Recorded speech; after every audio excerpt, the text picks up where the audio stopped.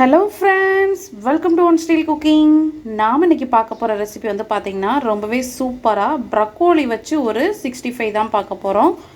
Broccoli fry, நம்ம cauliflower ஃப்ரைலாம் பார்த்துருப்போம். So அதே மாதிரி ரொம்ப சூப்பராக இருக்குங்க. ப்ரக்கோலி வந்து ரொம்பவே ஹெல்த்தியான வெஜிடபிள். ஸோ குழந்தைங்களுக்கு கண்டிப்பாக இந்த மாதிரி காலிஃப்ளவரை விட ப்ரக்கோலி செஞ்சு கொடுங்க. வாங்க எப்படி ஈஸியாக டேஸ்டியாக ப்ரக்கோலி ஃப்ரை பண்ணலாங்கிறத வீடியோவில் போய் பார்க்கலாம். வீடியோக்குள்ளே போகிறதுக்கு முன்னாடி கீழே உள்ள ரெட் கலர் சப்ஸ்கிரைப் பட்டனை கிளிக் பண்ணுங்கள். கூடவே பக்கத்தில் உள்ள பெல் ஐக்கானையும் கிளிக் பண்ணுங்கள். அப்போ தான் நான் போடுற வீடியோ எல்லாமே உடனுக்குடன் உங்களுக்கு தெரிய வரும். வாங்க இப்போ வீடியோக்குள்ளே போகலாம். ப்ரக்கோலி ஃப்ரை பண்ணுறதுக்கு ஒரு பாத்திரத்தில் ஹாட் வாட்டர் வச்சு இது கூடவே வந்து கொஞ்சமாக உப்பு சேர்த்துக்கோங்க. இதோடவே கொஞ்சம் மஞ்சள் தூள் சேர்த்துக்கலாம். இப்போ நல்லா கொதிக்கிற ஸ்டேஜில் நம்ம கட் பண்ணி வச்சுருக்க ப்ரக்கோலி ஆட் பண்ணிக்கோங்க. இது ரொம்ப நேரம் நம்ம கொதிக்க விட வேண்டாம். ஜஸ்ட்டு ஹாட் வாட்டரில் ஒரு நிமிஷம் மட்டும் டிப் பண்ணிவிட்டு நம்ம வந்து எடுத்துடலாம். ரொம்ப நேரம் கொதிக்க விட்டுறக்கூடாது. பார்த்திங்கன்னா போட்டதுமே வந்து பார்த்திங்கன்னா அதோட கலர் வந்து நல்லா நம்மளுக்கு சேஞ்ச் ஆகிருக்கும். நல்லா பிரைட்டாக ஆகிடுச்சு.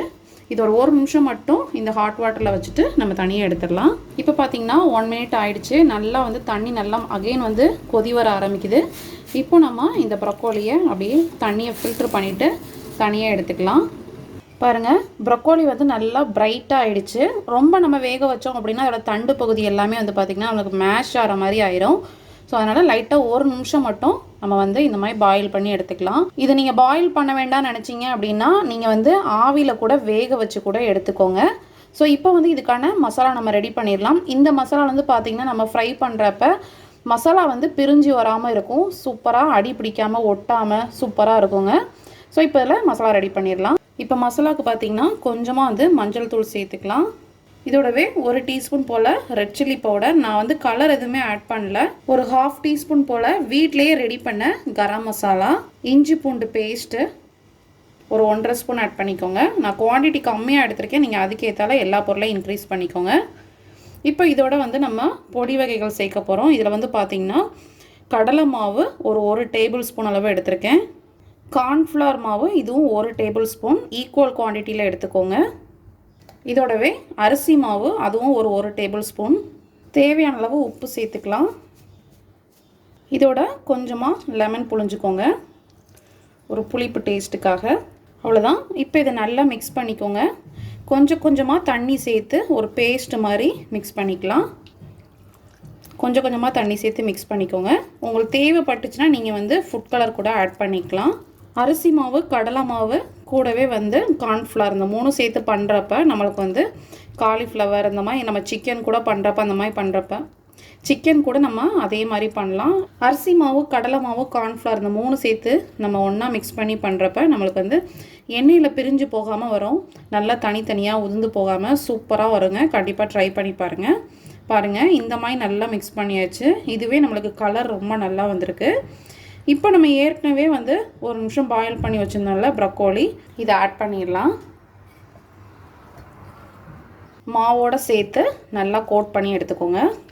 அந்த பேட்டர் வந்து ப்ரக்கோலியில் எல்லா இடத்துலையும் படுற மாதிரி நல்லா கோட் பண்ணிக்கோங்க.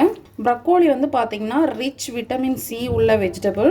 கண்டிப்பாக வந்து உங்கள் குழந்தைங்களுக்கு செஞ்சு கொடுங்க. ப்ரக்கோலி அதிகமாக எடுக்கிறதுனால நம்மளுக்கு வந்து பார்த்திங்கன்னா குழந்தைங்களுக்கு சளி பிரச்சனை இந்த மாதிரி எந்த பிரச்சனையும் இல்லாமல் இருக்கும். இந்த மாதிரி ஹெல்த்தியான வெஜிடபிளை அவங்களுக்கு பிடிச்ச மாதிரி செஞ்சு கொடுங்க.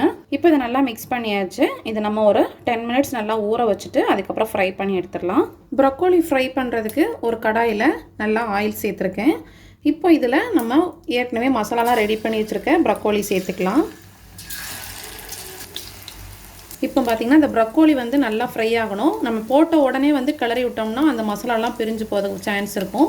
ஸோ அதனால் நல்லா ஒரு சைடு ஃப்ரை ஆனதுக்கப்புறம் நம்ம நல்லா மாற்றி போட்டுக்கலாம். பாருங்கள், ப்ரக்கோலி எல்லாம் சூப்பராக நல்லா ஃப்ரை ஆகிடுச்சு. அந்த மசாலா எதுவுமே பிரிஞ்சு போகாமல் நல்லா சூப்பராக ஃப்ரை ஆகிருக்கு பாருங்கள். நல்லா கிறிஸ்பியாக இருக்கும்.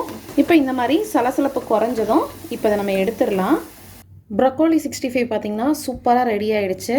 நல்லா கிறிஸ்பியாக உங்களுக்கு ரெடியாக இருக்கும். கலர் வந்து நம்மளுக்கு ப்ரக்கோலியோட கலர் வந்து க்ரீன் கலரில் இருக்கிறதுனால இந்தளவு உங்களுக்கு டார்க்காக தெரியும். உங்களுக்கு பார்த்திங்கனால தெரியும். நல்லா சவுண்ட் நல்லா கேட்கும். நல்லா கிறிஸ்பியாக வந்து ஃப்ரை ஆகிடுச்சு. ஸோ கண்டிப்பாக நீங்களும் இந்த ப்ரக்கோலி 65 ரெசிபி ட்ரை பண்ணி பாருங்கள். கண்டிப்பாக குழந்தைங்களுக்கு இந்த மாதிரி செஞ்சு கொடுங்க. ரொம்பவே விரும்பி சாப்பிடுவாங்க.